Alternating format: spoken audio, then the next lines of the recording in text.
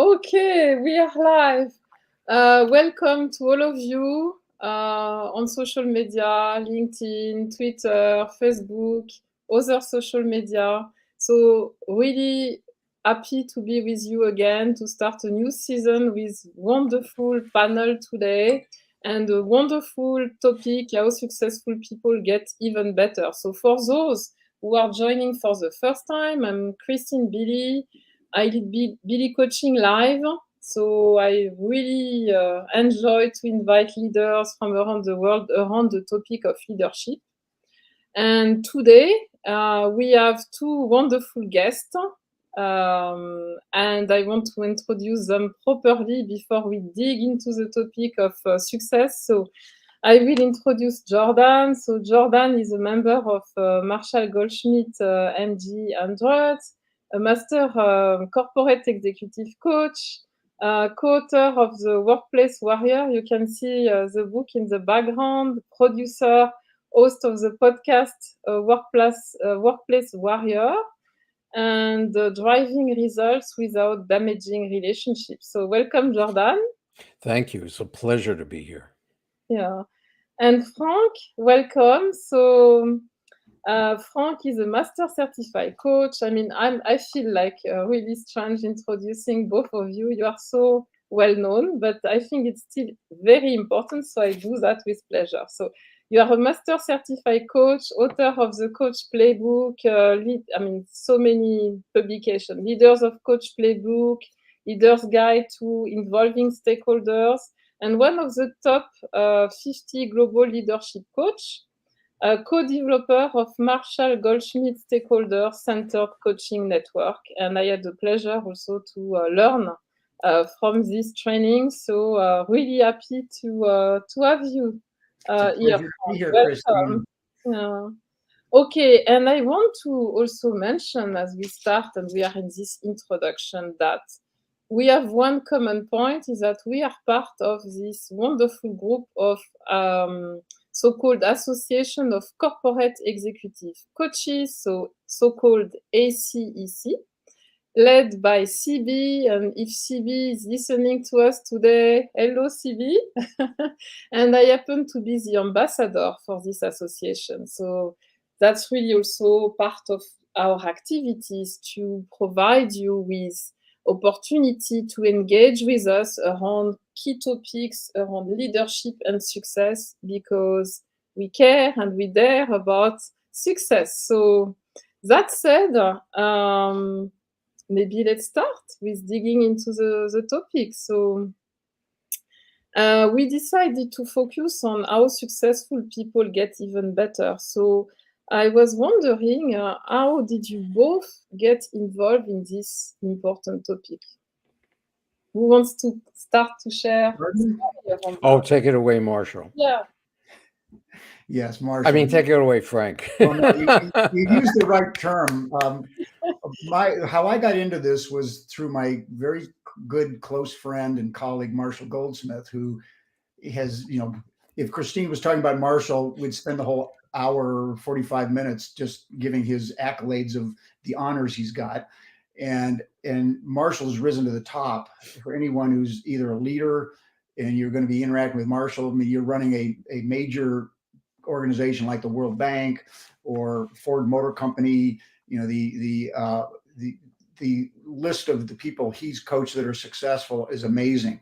And what's interesting is that in talking to Marshall before I got involved in coaching very successful people, was he would explain that they're successful mainly because of things that they do and also in spite of things they do in terms of this. So they're not perfect individuals.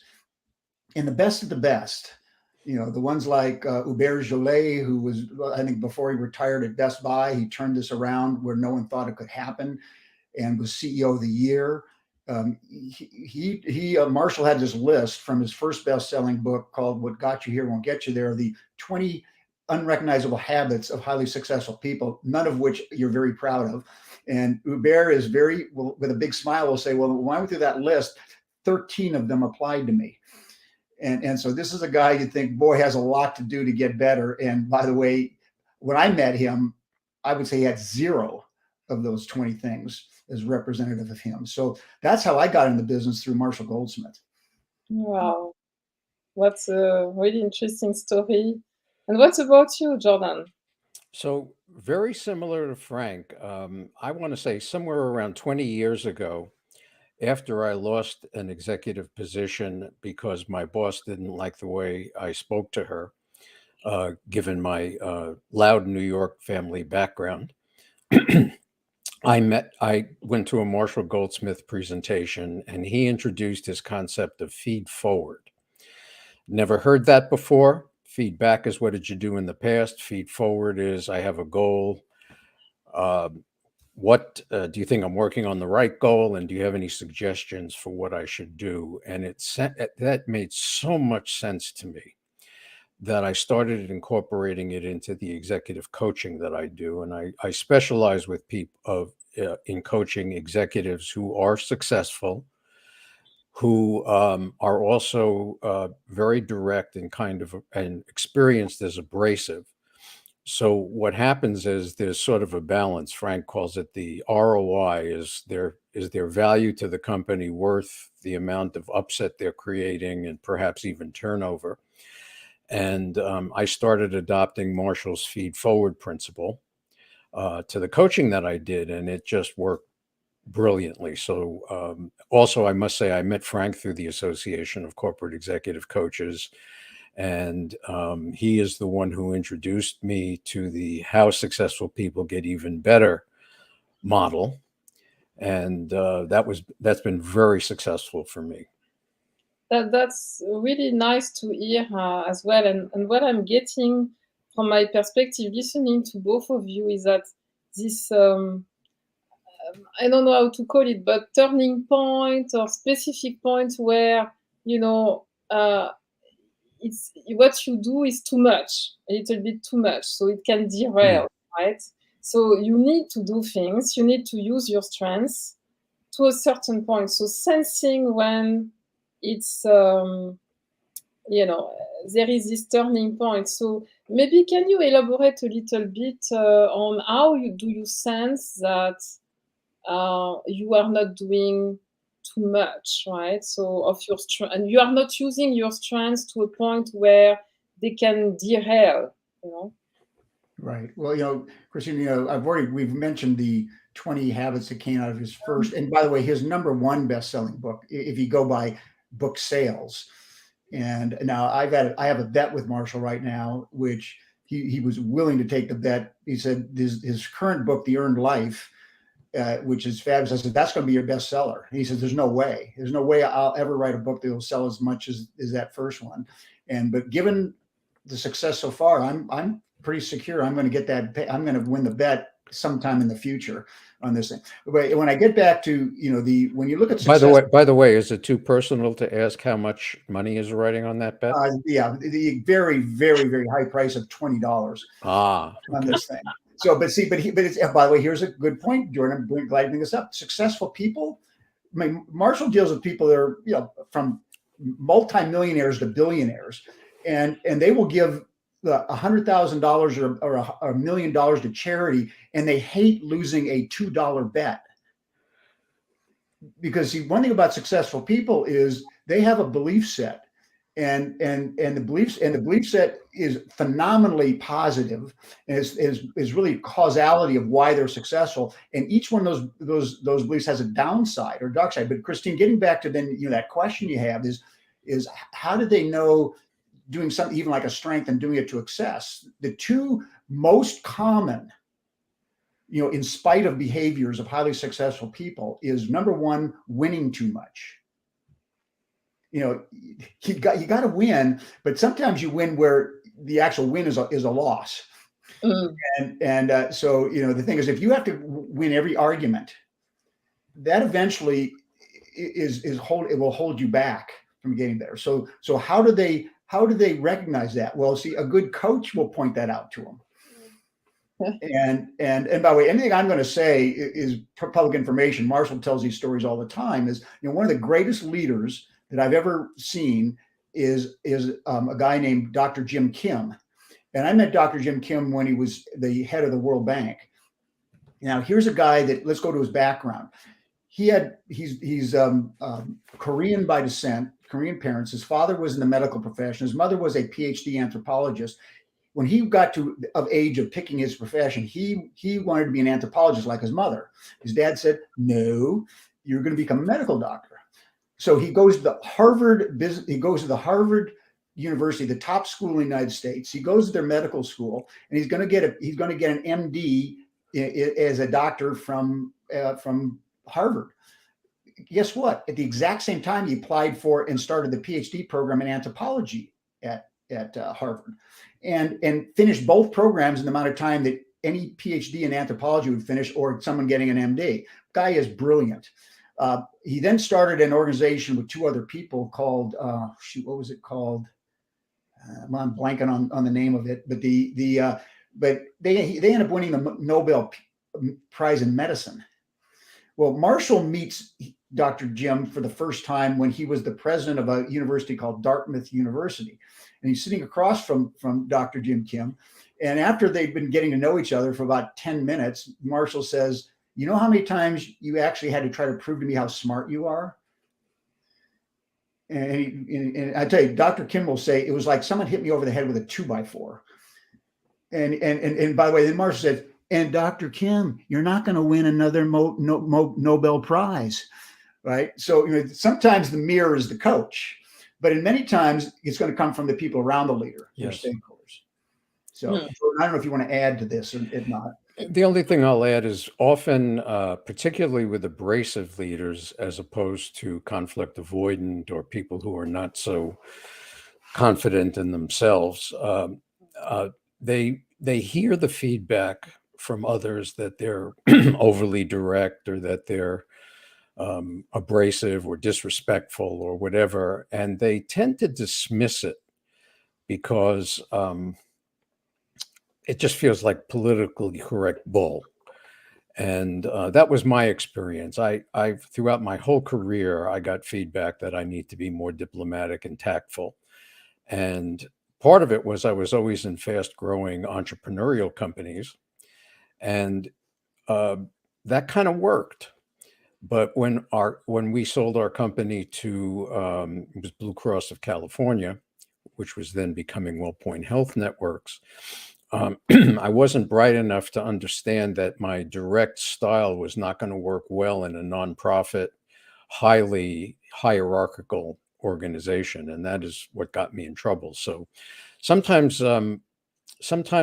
abrasive leaders need to get smacked in the head a little bit verbally. So thank you so much for sharing that, and thank you also for Reka for your comment and expressing the fact that you are curious to understand, what's around this question, right? So a question which came to my mind, Jordan, listening to you, is you share that you listen to the feedback. I'm sorry, say again. It sounds to me that in the story you share, you listen to the feedback, okay? But it was not necessarily at that moment something that you could use, let's say, okay? So I was curious as a coach, what would you have preferred to hear, or what would have been for you more impactful on the moment? Because we are all sharing feedback all the time. And sometimes we hear the feedback, but we don't absorb it, let's say. We don't take it seriously, or, it seems like we are not catching that.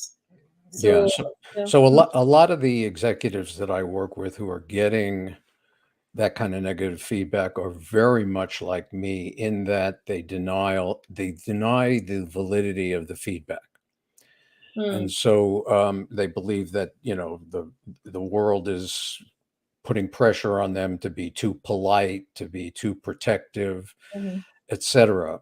And typically they have to find some sort of intrinsic reason why they would change beyond that they're getting negative feedback and that there's some sort of punishment for it down the road. And a lot of it is understanding that, and a lot of this I got from Marshall, and his feed forward process was the understanding that you can't lead unless you understand where your people are coming from. You have to be able to lead everyone.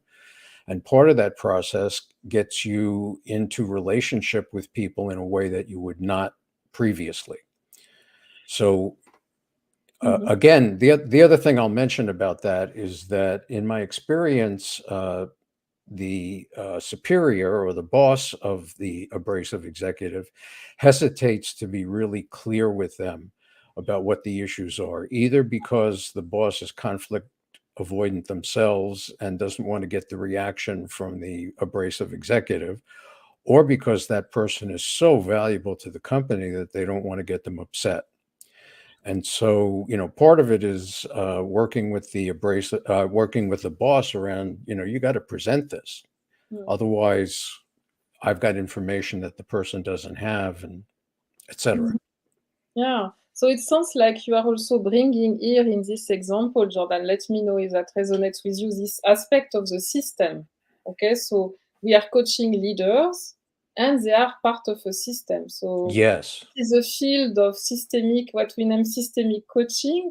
And I would be interested to know more about your experience. Both of you have such a wonderful and broad experience. So how the system in your opinion is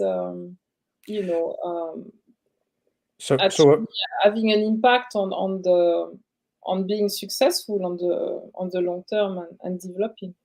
Yeah. So if I could, I want to kick this back to Frank, because what I've also discovered is that most abrasive executives don't think they're abrasive. And based on what we were just saying, and Frank is the one who introduced me to how successful people get even better. And, say a little bit more about that, Frank, in terms of the impact on somebody who's not hearing their feedback. Right. Okay. Well, I'm going to build on that, and I'd like to do it somewhat we got a great question from Rika about, we want to fix or resolve problems or create too much value. I mean, and by the way, those are all upside intentions by a successful person. But how do you know when and where to stop these kinds of things? Well, and again, I only mentioned and picked up on the winning too much attribute of highly successful people. And see, all of this, everything we're talking about is based upon an understanding of the beliefs of successful people. We all behave ultimately based on our own personal beliefs. And so, like for instance, they always think it's my role. I'm actually being a good servant leader by adding the value and coming up with the right answer and being the smartest person in the room or whatever. And I can do it in a non-abrasive way or an abrasive way, but I'm still, for instance, one of the things Marshall said, the two most common ones are winning too much. And I didn't say the second one. And Rika knows it. She says adding too much value to a situation. And, so the example can be, and by the way, how do you know when and where to stop is stop getting out of your own head and looking at the people that are around you. And for instance, maybe trying to make them the winner, trying to let them add value. So, and this all started, Marshall's first article, when he first started becoming famous, Fast Company asked him to write a monthly column. And his very first column, which was, I love this article. It was something along the lines of, like adding too much value, but at what cost? And it was actually a real life. Marshall writes upon all real life examples. And he was at lunch in Manhattan in New York with two very, very important people, a guy named John Katzenbach, who was a top guy at McKinsey & Company and wrote a book called The Wisdom of Teams many years ago. And he left McKinsey with a young hotshot named Nico Cantor, and they started their own firm. Now they're at lunch. Marshall's at lunch with these two guys, and he's noticing behavior at the table. He's noticing that John Katzenbach, the senior guy, is adding too much value. So Nico has got some ideas, and they're talking about ideas and what they're going to do. And Nico's brilliant. And this is what John would do. Oh, that's a great, great idea, Nico. Now, if we could add this, this, and this, and so this, and then when Nico went to the bathroom, Marshall turns to John and gives him a little coaching. He says, John, you have a very strong need to add your 2 cents and add value. Now, Nico came up with some really great ideas. Then what did you do? You added to the ideas. Now, let's just look at 2 things. You may have improved the actual idea by 10%. And you also could have just decreased Nico's commitment to it by about 50%. Right? Or would you might prefer to have a 90% solution with 100% of Nico's commitment because you put your fingerprints on it? You know what John said? Marshall, thank you. You're right. So how you get people to stop is first I got to realize that, I always put the mirror up and say, how would you like to work for you? You never get to finish your sentence. You never get to have just your pure idea tried out. You're always adding too much value. And the thing is, stop doing it with other people. So the goal is not to have a wholesale change. It's to just start reducing these kinds of behaviors. And you know what always happens when they reduce behavior? They see the payoff. I mean, these are not dumb people. They're very, very smart people. So they will start making the change over time with the proper support. And this is getting back to your question. I don't want to forget about what you brought up, Christine, is you talk about the system. You got to realize that people are in a system. Well, in our case, the most critical part of the system are the people around that people that we would call their stakeholders. And so if you get the stakeholders involved, see, the system always wins. I mean, you look at we're not in this business. Certainly, I'm not in this business. I'm not a psychologist or psychiatrist, but you have someone who say working with family, family dynamics. But in the old days, the person would go in and sit on a couch, and the psychiatrist would help them how they're going to change and all that stuff. And they go back and they're a changed person. But the family sees them the way they always are, and the family wins. They don't like the old person, but they're not going to let them change. So the thing is, you got to get the system in a supportive role, helping these leaders. That's why our methodology is called stakeholder-centered coaching. Mm-hmm. They do the best coaching and the most timely coaching in what we do. So let me just quickly get back to the point I want to make, is all of this is based on the foundation of the beliefs of successful people. And Marshall wrote an article years ago listing 5 beliefs of successful people. I've only picked the top 3. See, Frank Wagner can't remember 5 things, but I can remember 3. Right now, these are kind of obvious belief sets, right? First belief set: I am a successful person. I actually say those press clippings about me are absolutely true. I'm a rock star. I am successful. Now, what's the upside of that? Self-confidence. Now, how important is confidence in leadership? Very. But don't forget about the dark side. What's the dark side? Arrogance, right? That can be the derailer. So, the thing is you don't want to lose the upside. You want them to believe they're a successful person, and you want them to stop being arrogant about it, right? Mm-hmm. So, the thing is who do we all listen to? People who our self-concept comes from the feedback we get from significant people. And what kind of feedback do people accept? Feedback consistent with their self-concept. So if I think I'm like a winner in life and somebody gives me some feedback that sort of looks like you're not a winner in life, I discount the feedback. Irrelevant. What's wrong with that person? I'm more successful than they are, and they're telling me, give me this feedback. I mean, what an idiot they are. Mm-hmm. Yeah, but who's deluding themselves? They are. Are you successful, Christina? You successful because you're such an arrogant person? No, I don't think so. But you're not an arrogant person. So first belief, I am a successful person. Second belief is I choose to succeed. So I'm successful because of my choices. I'm not successful because of the system. I'm not successful because of the environment. I'm successful because I'm in control of my own destiny. So I've got to choose. Now, what's the upside of having an orientation like that, a belief like that? Anything you decide, you're committed to, because someone didn't decide it for you. You made the decision, right? And here's the downside, which ties to the comment like Jordan made. Marshall first told me this. I thought he was just, this guy's just a storyteller. Yeah, right. Is this fiction or is it real? He said the higher up I've worked with successful people, the more superstitious they are. Whoa. So that's the downside of I'm making the choice. Will they make the right choice?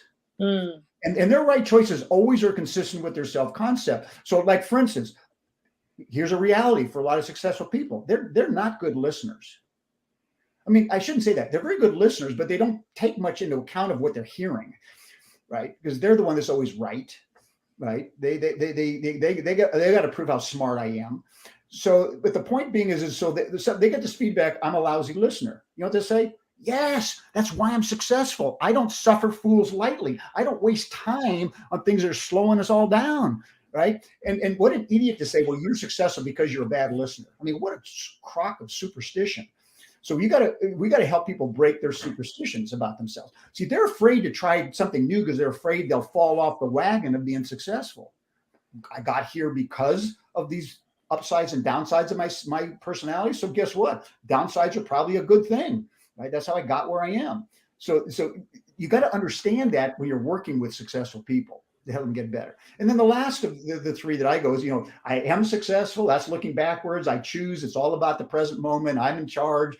And the third one is the future is the same as the past. I will succeed in the future, right? And so they will be dedicated people, you know, and put all the effort needed to maintain their status as a successful person. Now here's the interesting downside of that. See, all this stuff works when they're doing the right thing. It doesn't work when, for instance, they're going down a dead end alley. So they have a very hard time letting go of things. I mean, they got to know when to let go and move on. You know, declare this is not a victory. I need to move on. They will go after it. So that I just want to point out that, that everything we do in our work is fundamentally based upon taking advantage of the upside of these beliefs and managing the downsides of them. So that's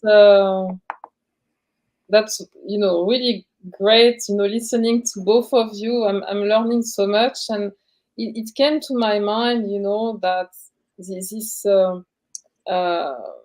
willingness to win and to add value is closely linked to success. So this helps you to be successful to a certain level, to a certain point in your career, in your life. And my personal understanding also is that there is a piece of insecurity, okay, in all of us. And when, you know, at least I can share about my own experience as well, or the people I coach also, is that sometimes, you know, there is this piece of insecurity will push you to do a little bit too much, right? So that you are not sensing that this is coming from insecurity. And so I like the link you make, Frank, also with superstition.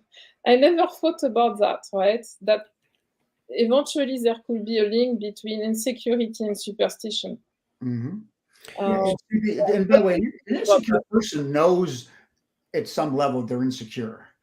Yeah, see, they're fighting a persona of how they want to come across. And what we have to do is help them, you know, understand that, boy, that's normal. It's natural. As you said, we all have insecurities.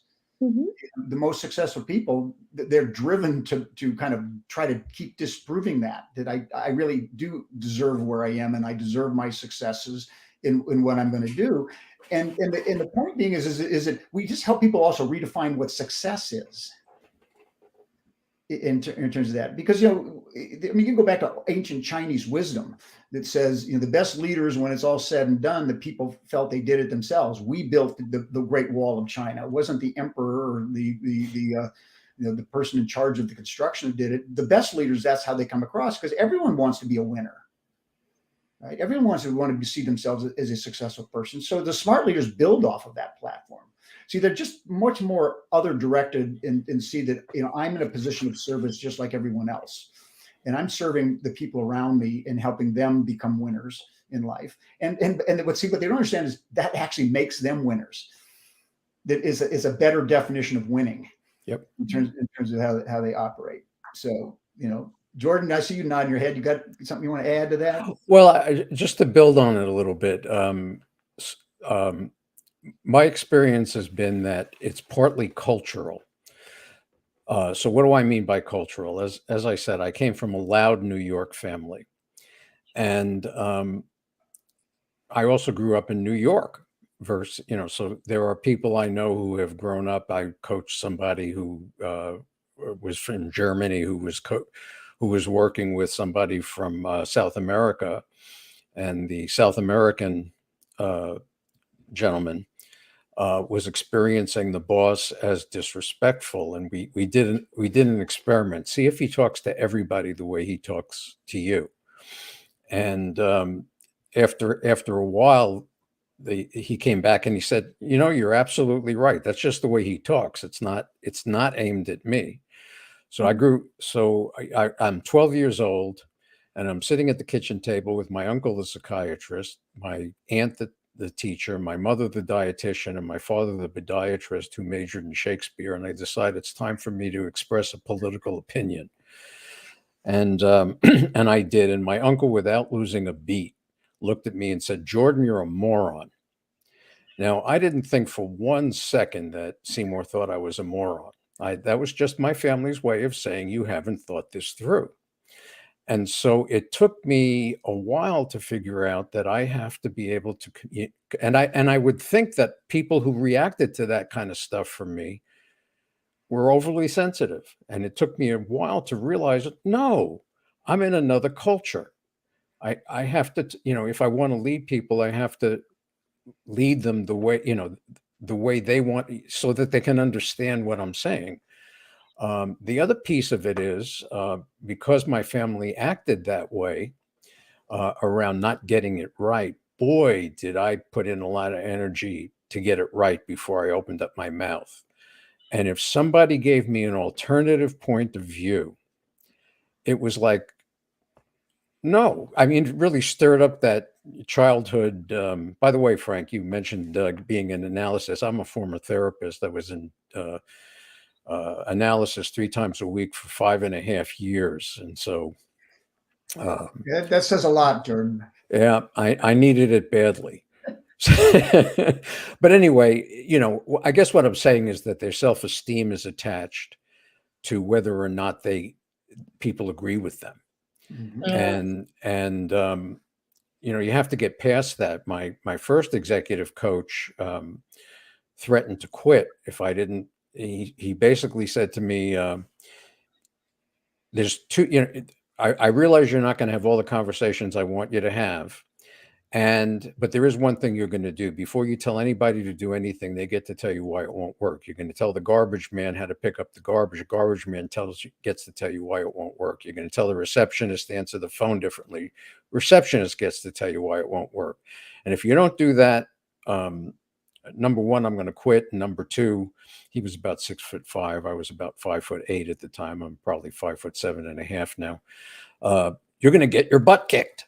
And so I started doing it, and I realized these people know a whole lot of stuff about what's, as Frank says, it's the system. There's stuff going on in the system. And boy, did I learn a lot. And that's where the feed forward comes in.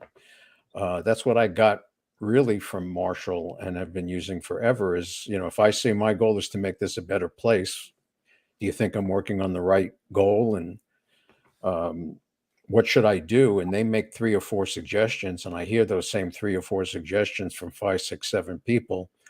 And particularly if my coach is on the side slapping me in the head verbally, and by the way, I need that from New York. That was the first, he was from Louisiana, and he always talked to me very politely. And that was the first time I heard him, was when he threatened to beat me up.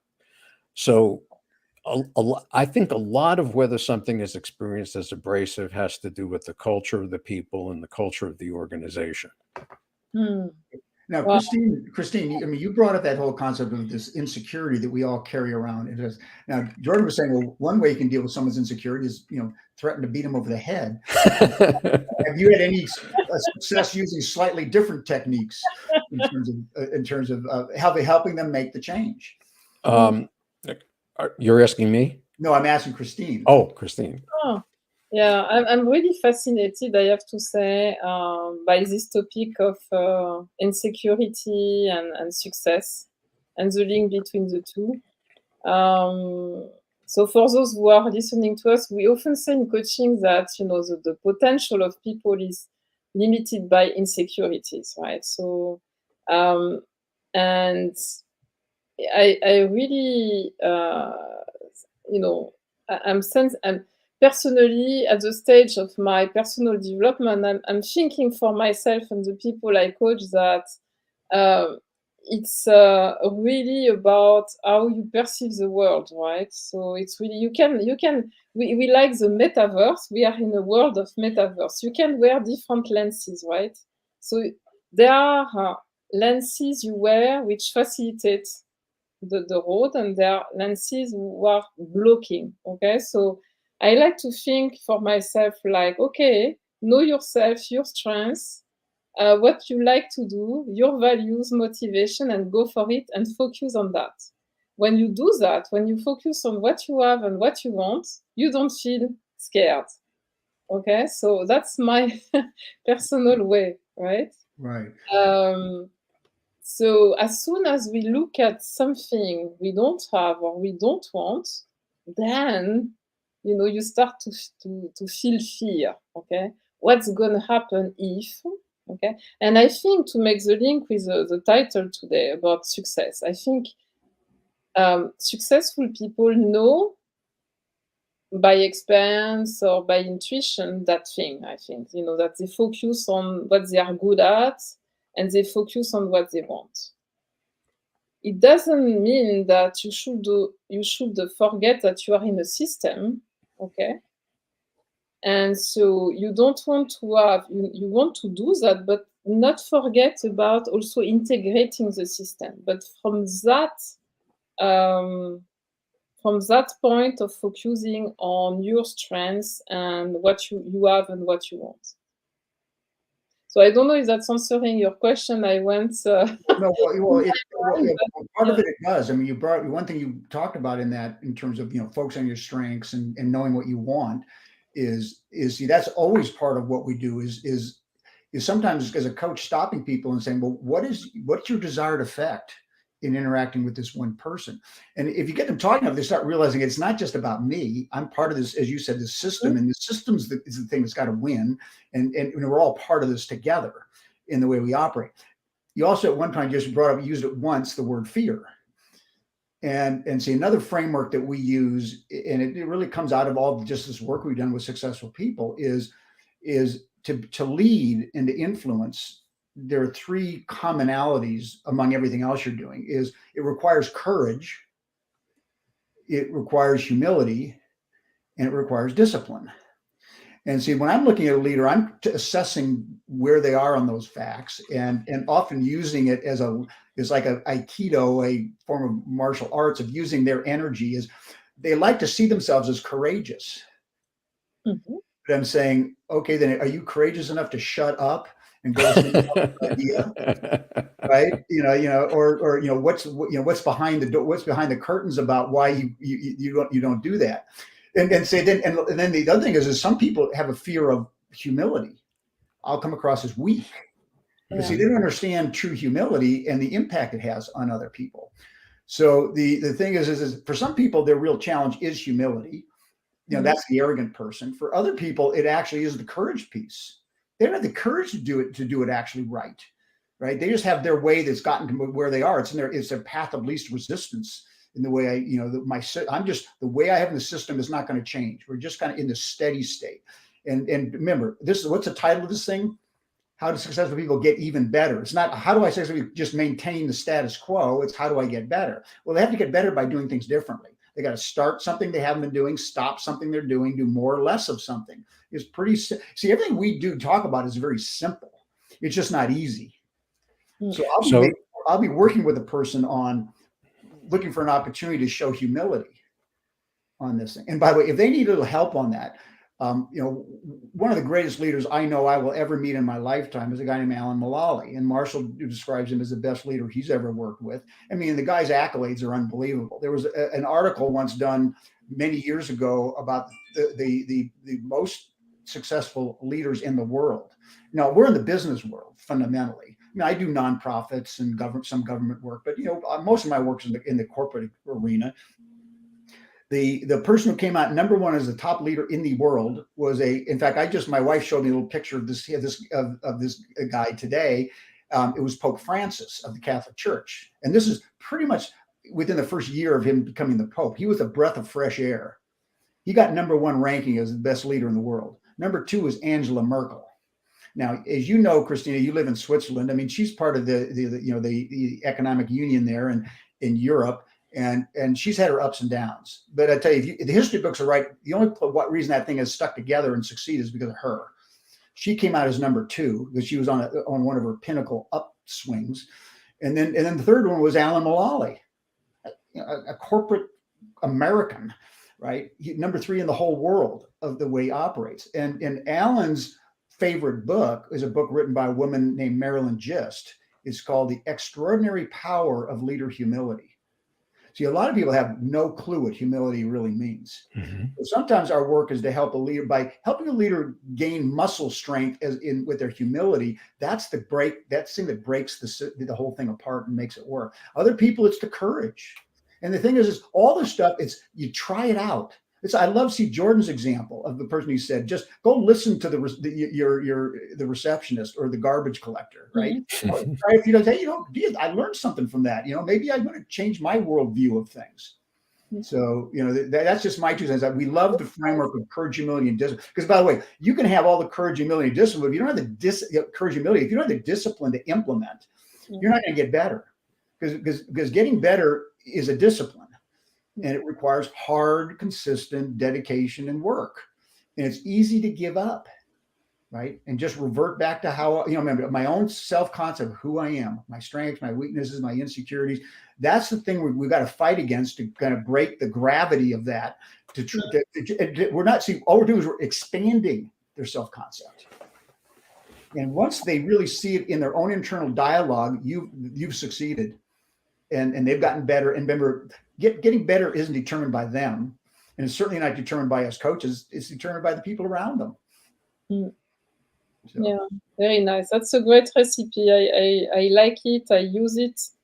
I really like it. Yeah, these 3 words. Yes. Yeah, see, the other thing I would say, the arrogant person, what I always do when I'm beginning coaching them is I just challenge them. It says, this isn't for what you got to do if you're going to use our methodology. This isn't for everybody. You may not have enough courage, humility, and discipline.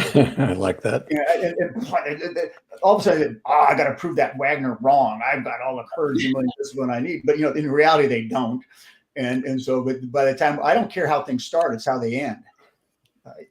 In terms of the journey. To come back to the initial, when we started the discussion, we talk about choice as well. And I think, it's also about deciding for yourself what you want with your life, with your career, what means success for yourself, and what means happiness. I think personally both are important, okay? And, I believe in intentional choices. So, I'm wondering, Jordan, what do you think about, when we ask this question, how successful people get even better? What type of intention does that reveal, in fact? Because sometimes I have, comments or clients saying, okay, so I'm already, the best I can be. Right. So why should I, get even better? So what do you think about that? Well, I agree with you. And I want to repeat Frank's comment about courage, humility, and discipline. One of the things that I find is I think underneath it all is that successful people, that they don't feel good about themselves unless they're doing it right. And it's done right. And sometimes that's a big picture, right? I coached a chief medical officer who was experienced as abrasive because he felt like the people who were running the experiments were not considering ultimately the best interest of the potential patients.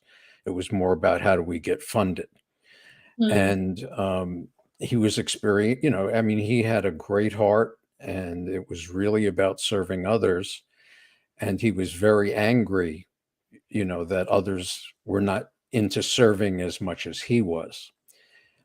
Sometimes it's about winning, as Frank's saying, and sometimes it's about just achieving great things. That's what makes me feel whole. But whatever that is, they have to be able to separate that out and recognize as Frank is saying, it's the system.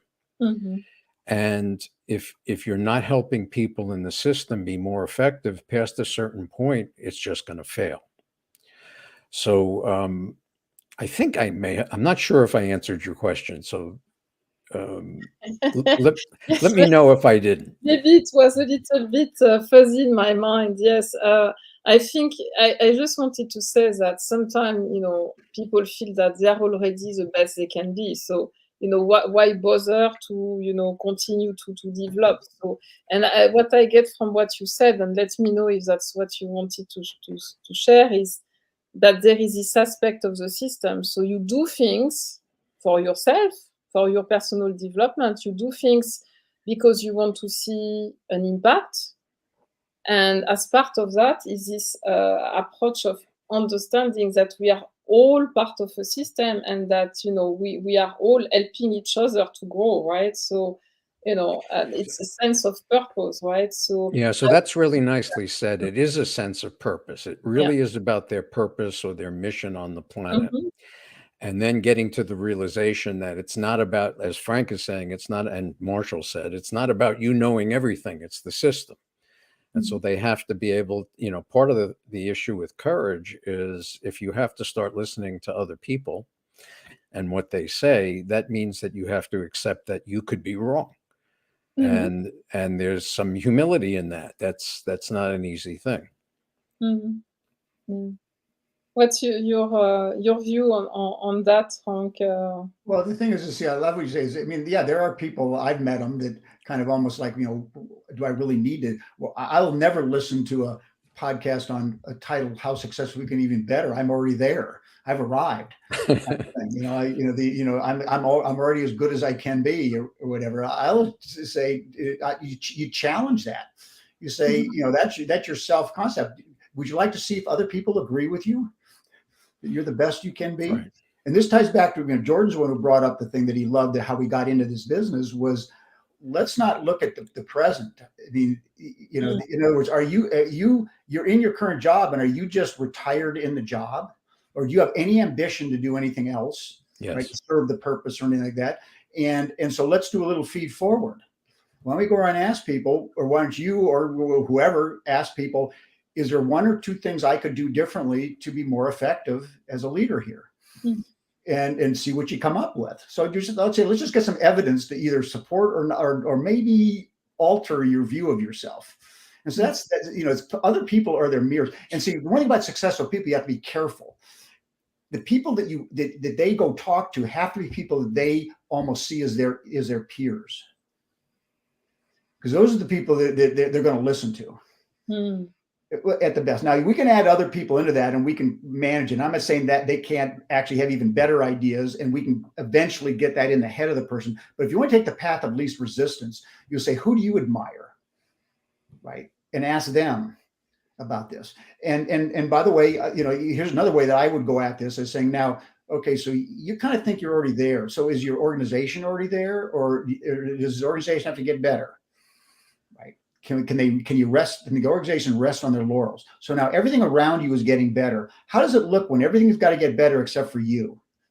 What example are you setting? And by the way, if you want everyone else to get better, where's the place to start? Me.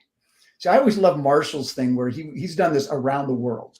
He'll always ask people this question: what do you want for your children?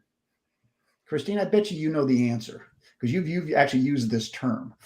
What do you think is the common answer that trumps all of the other answers added together? That, for instance, mothers say about what they want for their children. Yes, absolutely. Very clearly, you will do whatever for your kids. I think that's what you're doing. But what do you want? What do you want for your kids? How do you want them to experience things? Mm-hmm. Remember what you said? Happiness, exactly. They want them to be happy. Marshall will always say to them, you know what the best thing you can do for your kids? Be happy yourself. Mm-hmm. Set the example for being happy. If you want people around you to improve and get better, what's the best thing to do? Set the example. Mm-hmm.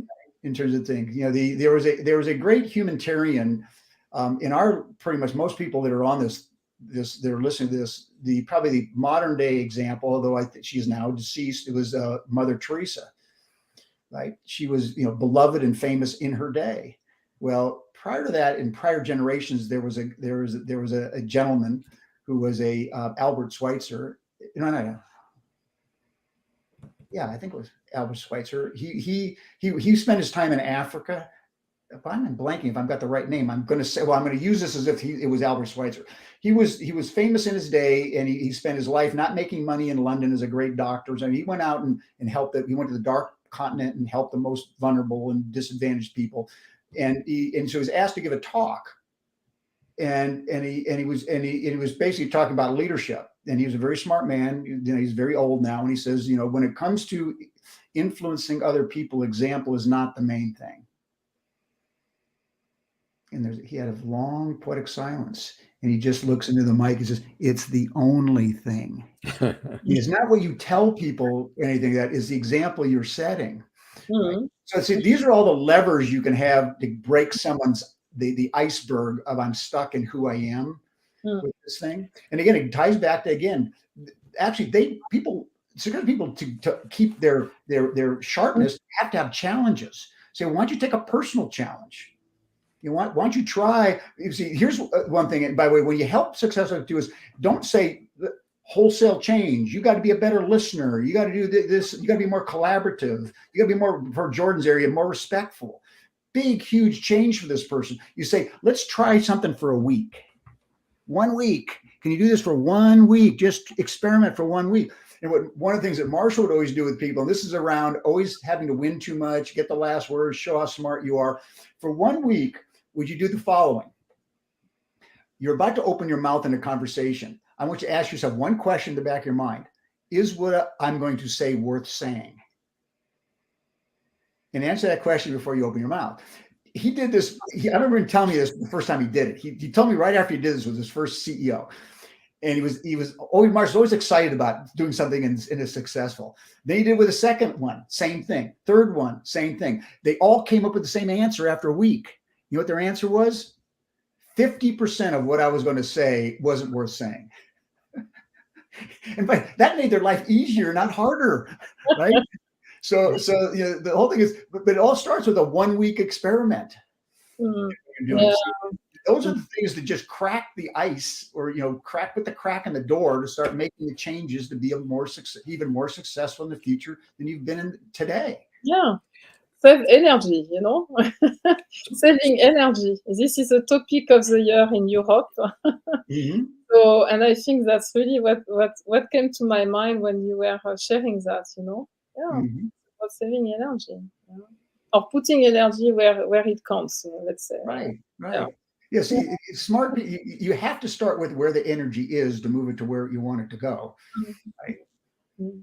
Wonderful. Yeah. Go ahead, Jordan. Yes. Yeah. Let me just throw in, when it comes to humility, Frank is one of the most humble people I have ever met. And I just want to let everybody know that he wrote a great book called, I think it's The Power of Total Commitment. Do I have that? Yeah. Do I have that right? And all the stuff he's saying, he articulated in that book really, really well. I highly recommend it. So I'm not sure you can actually buy it, in terms of where you get it. Thank you for that, Jordan. Very much appreciated. And again, all I did was write a book to distill the wisdom of something that Marshall Goldsmith and I were asked to do as very young consultants for the IBM Corporation. There was a book that was almost considered the book of a decade, and this was down in the 1980s. It was a book called In Search of Excellence, written by a guy named Tom Peters and Bob Waterman. And they were McKinsey consultants who did a study for Royal Dutch Shell that wanted, and Royal Dutch Shell paid them money to tell them why some of these American companies, and they were identified, have been so successful for so long. It's not just being successful, but maintaining success is so hard. Why does IBM be number one in the computer industry for decades? They wanted McKinsey to do this research, which they did. And then Peters and Waterman volunteered to write the book. And then they wrote this book, In Search of Excellence. Well, it was a book that, first of all, it broke new ground. It actually introduced exactly kind of something we've been talking about here. It introduced to the corporate world the concept of culture. Your culture of your organization is important. It was literally all the soft stuff that led, but they had hard criteria for success. The criteria was to be in their study, you had to be either number 1 or number 2 in your industry for a long period of time, and basically be obscenely profitable.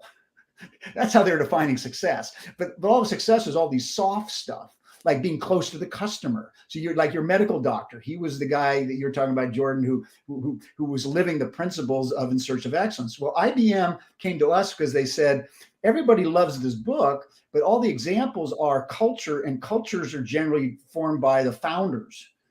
And so you got a senior executive who's working in a very successful company and say, it's a great book. I believe everything in the book, but I can't do anything about this. I'm not the founder. So they had this view of, it's a great idea, but I'm powerless. So they said, could you take these concepts and try to come up with a framework and a training of how this applies to the individual leader? So we want not excellent companies, we want excellent managers. So it was called, we had our own little excellent managers study. The good news is with IBM, Citibank, Coca-Cola, we were given the Red Cross, we were given a great set of our clients to give us their best leaders. And we just interviewed them, talked to the people around them, and created this program called the Excellent Manager. But everyone loved it. I mean, the training at IBM, apparently I left at that time. I was too uncomfortable with being successful and being on the road all the time. So I quit. This was back in 1986. But then I took the time that people loved this program, and they said it's very organic, but it's hard to put your finger around the framework, because we had different things you did around the customer, different things you did around how you showed commitment for your people. The operating principle was all they had in common, these successful leaders, was commitment. Not only their personal commitment, but how they got more commitment out of their workforce. And for just, again, discipline, consistent with how they achieved those things. So commitment was our organizing principle, but we had different ways you demonstrated commitment based upon what you're committed to, whether it was your own people, whether it was up the food chain in the organization, whether it was to your principles and values, your customer, and to yourself as a leader. So I decided, since I quit and I had time off, I went to Florence, Italy, and taught to an American program, Gonzaga University in Florence, where I actually worked 1 hour a day, Monday, Tuesday, Wednesday, and Thursday. So I had the rest of the time off, and I said, I had to come up with the organizing principle that was simple. And that's what led to this book. But there's nothing in the book that was Frank Wagner's genius. It was simply distilling what we had learned because we'd been paid to have the greatest. This is better than my PhD program for sure on this thing. And it was articulated really, really well. Thank you. See, Ken Blanchard was my hero. He was my mentor on writing the book, because he had written this book called The 1 Minute Manager. It's terrible. People learn better by stories. So I decided to create a story. So I created a fictional story, but my characters were based on real life people. So thank you for that, Jordan. You are quite welcome. It's pretty simple. I mean, pretty much if you're committed to something, behavior supports that commitment. And this is that leading by example, but you also try to improve things. And this ties, Christine, this is actually maybe an unusual but good segue back to why we're talking about here is, if you're committed to anything, you support it, right? You don't do things to undermine it. You support actually the status quo, but you also have this itch that we got to get better, continuous improvement. Right? That's a wonderful way to wrap up. I believe I'm looking at the clock for us. 1 minute. So I was like, absorbed in the stories and all of that. So talking about commitment and challenge, I'm curious, would you like to share on your key project of the year? You mean around commitment? Yeah, I mean, it's funny. Well, for me, I can go as far back as yesterday.